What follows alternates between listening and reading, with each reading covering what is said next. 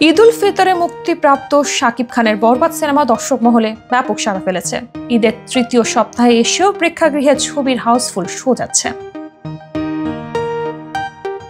শুধু সাধারণ দর্শকই নয়, বরবাদ দেখতে সিনেমা হলে হাজির হচ্ছেন ছবি অঙ্গনের তারকা থেকে শুরু করে ক্রিকেটাররাও, যে তালিকায় এবার যোগ হলেন বাংলাদেশ জাতীয় দলের ক্রিকেটাররাও।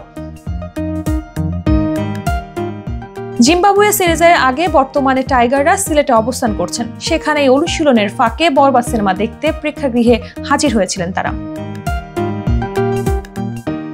গ্র্যান্ড সিলেট মুভি থিয়েটার কর্তৃপক্ষ জানিয়েছে, বরবাদের শো দেখতে হাজির হন বাংলাদেশ জাতীয় দলের ক্রিকেটার মেহেদী হাসান মিরাজ, হাসান মাহমুদ, খালেদ আহমেদ, মাহিদুল ইসলাম অঙ্কন, মাহমুদুল হাসান জয়। এ সময় তাদের সঙ্গে ছিলেন টিম অপারেশনস নাফিস ইকবাল খান, সহকারী সিনিয়র কোচ সালাউদ্দিন আহমেদ।